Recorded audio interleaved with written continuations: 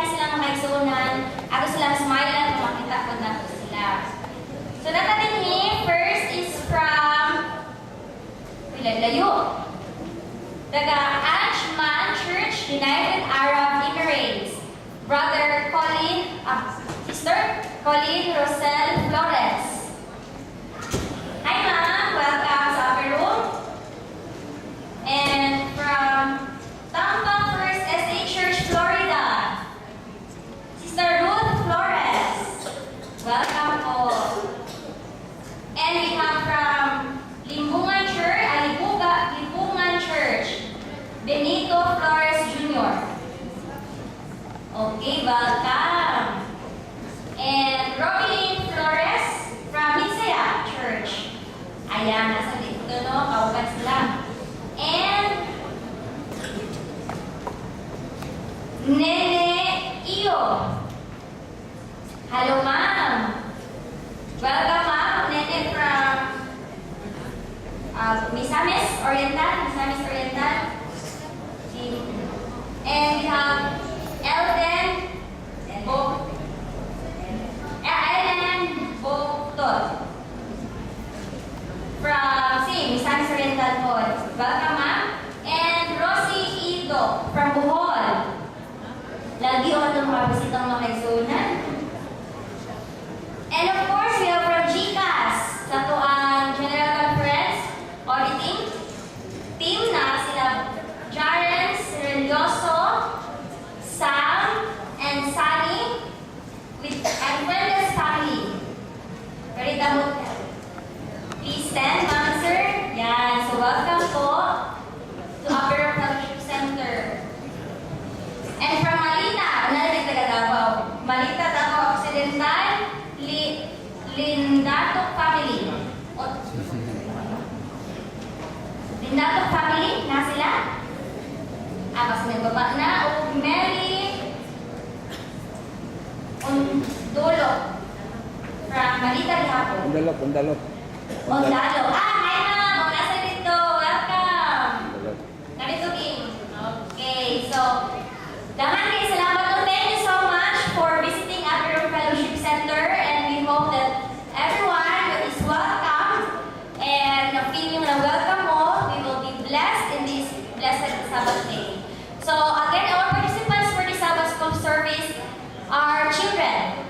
Our song service was led by our song leaders, Sister Angela Lirasan and Daniel Lambda.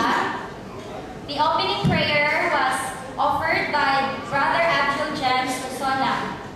After my part will be the Secretary's report by our Secretary, Brother May Lawal. And then we will have a presentation by class.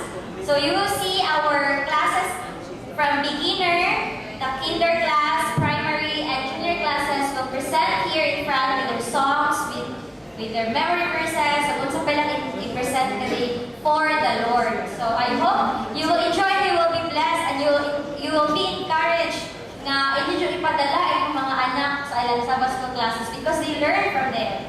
Then after that will be the lesson review by class and the casting of a lesson summary by Brother Jimmy Sabandal, casting of prayer, request, then the closing song, and the singing of our song of hope. Our pianist is Sister Yana Morade and your superintendent, Sister Hanilor Gallardo. Before I take my seat, I'd like to share a paragraph from Child Guidance Chapter 53. If you have your cell phones na Android, I know na ako na ngayon and if wala ko Ellen G. White na writings in your cell phones, I encourage you to install it. Diba? Parang na po mas useful pag ito ang cell phone. So natin sa Child Guidance Chapter 53, there's the church's responsibility. So ang responsibility there's a church in guiding or in teaching our children. God's law must be upheld.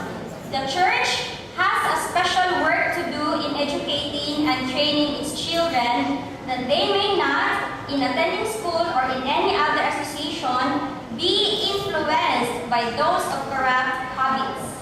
The world is full of iniquity and disregard of the requirements of God. The Protestant churches have accepted the spurious Sabbath, the child of the papacy, and have exalted it above God's holy sanctified day. It is our work to make plain to our children that the first day of the week is not the true Sabbath, and that its observance after light has come to us to what is the true Sabbath is a plain contradiction of the law of God. So, by bringing our children here during every Sabbath and bringing them in our Sabbath school classes, they will be taught that Sabbath day or the seventh day is the Sabbath day of the Lord our God. Skilled workers must be trained for Christ. Kinsa may didiretso og trabaho nga walay training. Lisod no, magkapliki, magkapahapa ang mga tao nga manarbaho walay training. So they have to be trained. As a church, so kita, not only the building but the people in the church, as individuals, if we would stand clear in the judgment, we must make more liberal efforts for the training of our young people, that they may be better fitted for the various branches of the great work committed to our hands. Ato daw sila i-train para ang sila ikutan sa ato ang missionary work is equip sila, di ba?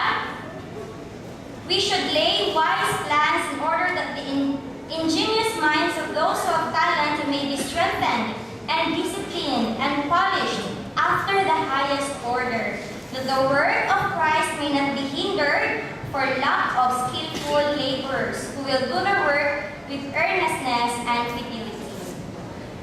And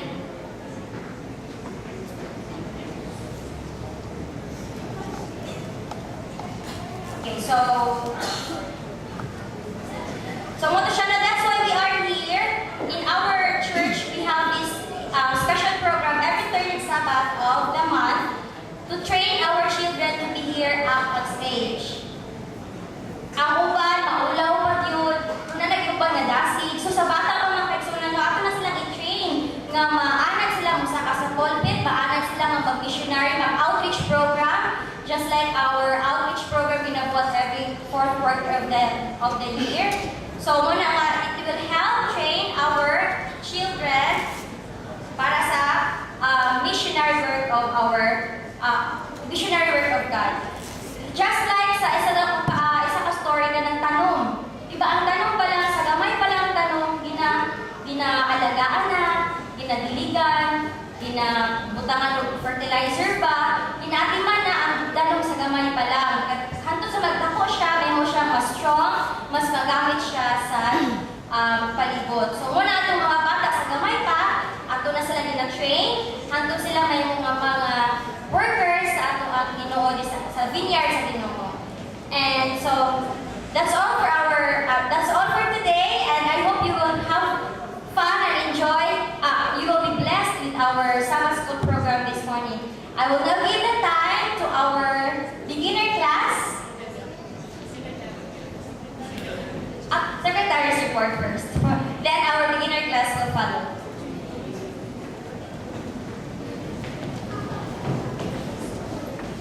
Good morning, happy Sabbath once again. This morning I will present to you the Sabbath School Report last March 16, 2019. Kindly look at the screen to see the performance of each class represented with color in the graph. The Gopher class is represented by black, Sycamore red, Juniper brown, Cypress green, Cedar blue, Olive white, and Youth yellow. For our attendance, Gopher 10, Sycamore have 7, Juniper 9, Cypress 4, Cedar 8, Olive 30, and Youth has 4. We have a total of 82 attendees present last Sabbath. For our visitors, Sycamore have 8, Cypress and Cedar have 2, Olive 7, while Gopher, Juniper, and Youth has no record. We have a total of 19 visitors last Sabbath.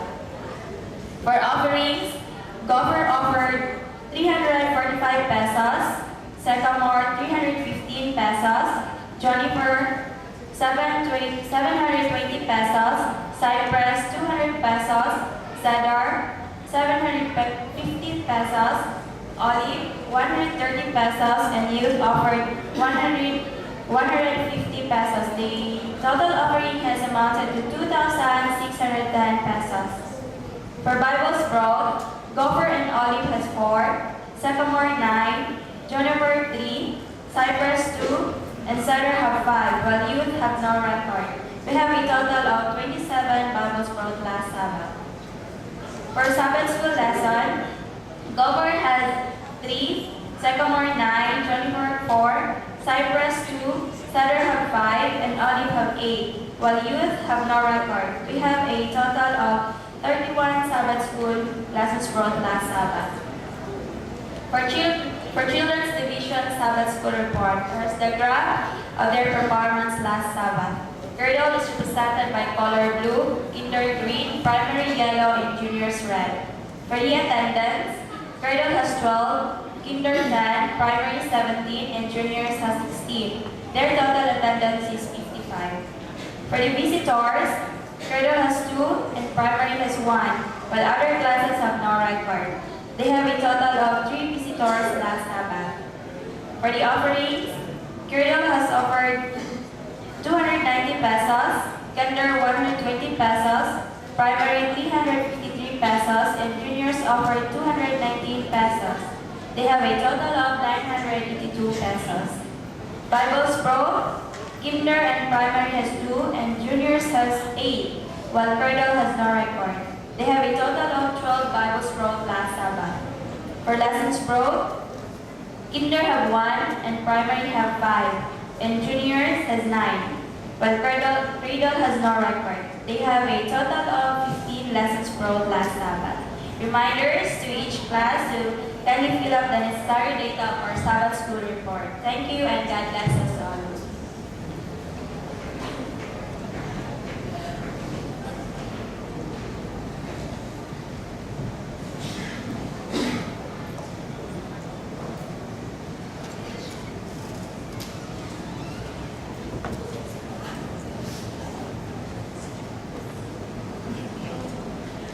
Okay, so atong sundan no ang presentation from the beginner class.